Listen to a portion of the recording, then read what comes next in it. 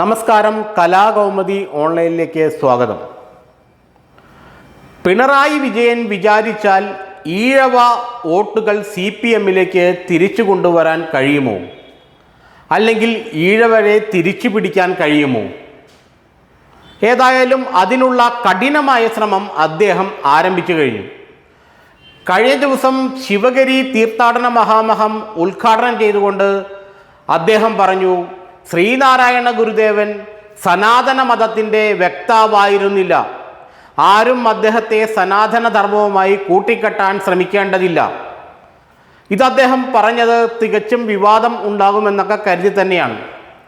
കഴിഞ്ഞ ലോക്സഭാ തിരഞ്ഞെടുപ്പിലാണ് CPM ആ ഞെട്ടിപ്പിക്കുന്ന യാഥാർത്ഥ്യം മനസ്സിലാക്കിയത്. തങ്ങളുടെ കൈവശമായി ദശാബ്ദങ്ങളായിട്ടുണ്ടായിരുന്ന വലിയ തോതിലുള്ള ഈഴവ സമുദായത്തിലെ വോട്ടുകൾ BJP-യിലേക്ക് ചോരുന്നു.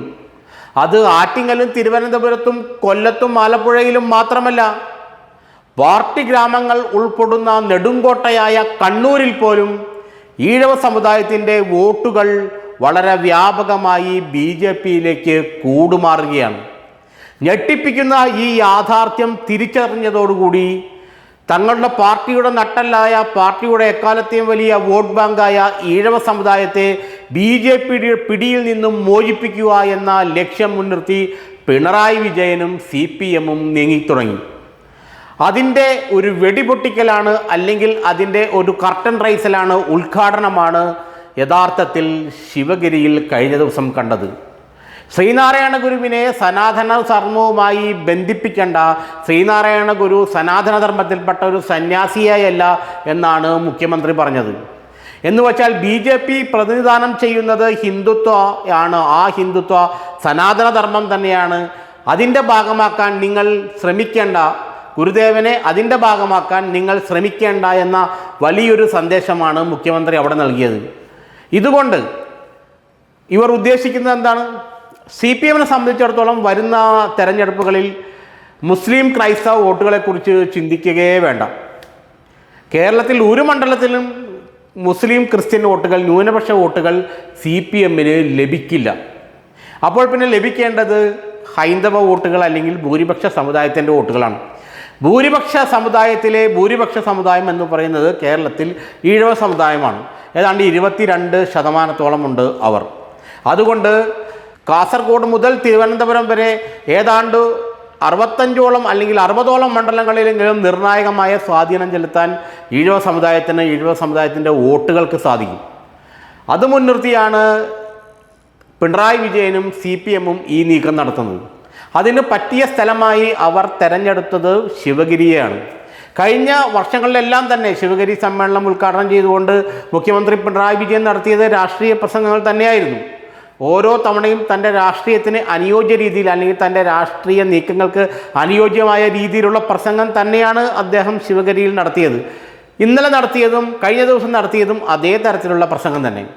ഏതായാലും BJP-യെ കൃത്യമായി നേരിടുക, ഈഴവ സമുദായത്തെ CPM-ൻ്റെ ഭാഷയിൽ പറഞ്ഞാൽ BJP-യുടെ പിടിയിൽ നിന്നും മോചിപ്പിക്കുക, ഈ തന്ത്രം മുൻനിർത്തിയാണ് CPM തെരഞ്ഞെടുപ്പുകളിലേക്ക് പോകുന്നത് എന്ന് ഇന്നലെ തന്നെ വ്യക്തമായി കഴിഞ്ഞു.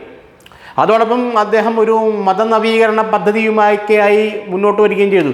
കാരണം ശബരിമല വിഷയത്തിന് ശേഷം അദ്ദേഹം ഈ മതനവീകരണ പരിപാടികളൊന്നും പുറത്തേക്ക് എടുത്തിരുന്നില്ല. അമ്പലത്തിൽ ഷർട്ടിട്ട് കയറുന്നതിൽ എന്താണ് കുഴപ്പം, ഷർട്ടിട്ട് കയറണം അല്ലെങ്കിൽ വസ്ത്രം ധരിച്ച് കയറണം എന്നൊക്കെയുള്ള അഭിപ്രായ പ്രകടനങ്ങളും അദ്ദേഹം അവിടെ പുലർത്തി. അപ്പോൾ അദ്ദേഹം കൃത്യമായി ആലോചിക്കുന്നത് BJP-യെ നേരിടുക എന്നത് തന്നെയാണ്. BJP തങ്ങളുടെ വോട്ടുകൾ വലിയ തോതിൽ വാരിക്കൊണ്ടുപോകുന്നു, കടയോടെ തന്നെ ചോർത്തിക്കൊണ്ടുപോകുന്നു എന്ന് CPM-ന് മനസ്സിലായി. അപ്പോൾ എന്ത് ചെയ്യണം? BJP-ക്ക് പോകാനുള്ള തങ്ങളുടെ വോട്ടുകൾ തടഞ്ഞു നിർത്തണം. അത് എങ്ങനെ തടഞ്ഞു നിർത്തണമെന്നും പിണറായി വിജയനും CPM-നും വളരെ വ്യക്തമായ ധാരണകളുണ്ട്. തികച്ചും പ്രത്യയശാസ്ത്രപരമായി തന്നെ മുന്നോട്ട് നീങ്ങിക്കൊണ്ട് ആ വോട്ടുകളെ തടഞ്ഞു നിർത്തണം. BJP-യിലേക്ക് പോയിക്കൊണ്ടിരിക്കുന്ന ഒഴുകുന്ന വോട്ടുകളെ തടഞ്ഞു നിർത്തണം എന്ന് തന്നെയാണ് അവർ തീരുമാനിച്ചിരിക്കുന്നത്. അതുകൊണ്ടാണ് ഇത്തരത്തിൽ വിവാദമാകുന്ന കുറച്ച് ദാർശനിക തലങ്ങളുള്ള ഒരു വിവാദം അദ്ദേഹം ഉണ്ടാക്കിയത്. ശ്രീനാരായണ ഗുരുദേവൻ അദ്വൈത മതത്തിൻ്റെ അല്ലെങ്കിൽ സനാതന ധർമ്മത്തിൻ്റെ വക്താവല്ല, സനാതന ധർമ്മവുമായി അദ്ദേഹത്തെ കൂട്ടിക്കെട്ടാൻ ശ്രമിക്കേണ്ട, അങ്ങനെ ചിലർ കൂട്ടിക്കെട്ടാൻ ശ്രമിക്കുന്നു എന്നൊക്കെ അദ്ദേഹം പറഞ്ഞത് BJP-യെ രാഷ്ട്രീയ തലത്തിലും പ്രത്യയശാസ്ത്ര തലത്തിലും ദാർശനിക തലത്തിലും നേരിടുക എന്നുള്ള ഉദ്ദേശം മുൻനിർത്തിയാണ്.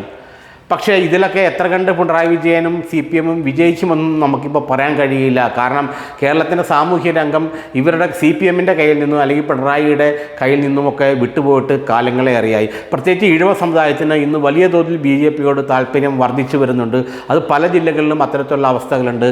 പാർട്ടി വിടുന്ന CPM ഈഴവ സമുദായത്തിൽപ്പെട്ട CPM നേതാക്കളൊക്കെ BJPയിലേക്കാണ് ചെന്ന് കയറുന്നത്. ഇതെല്ലാം മനസ്സിലാക്കിക്കൊണ്ട് തന്നെയാണ് പിണറായി വിജയൻ ഇത്തരത്തിലൊരു അഭിപ്രായ പ്രകടനം നടത്തിയതെങ്കിലും എത്ര കണ്ട് ഇത് ഫലവത്താകുമെന്നുള്ള കാര്യത്തിൽ, എത്ര കണ്ട് ഈഴവ സമുദായത്തെ തിരിച്ചു പിടിക്കാൻ പിണറായി വിജയന് കഴിയുമെന്നുള്ള കാര്യത്തിൽ, CPMന് കഴിയുമെന്നുള്ള കാര്യത്തിൽ ആർക്കും ഇപ്പോഴും വലിയ ധാരണയൊന്നുമില്ല.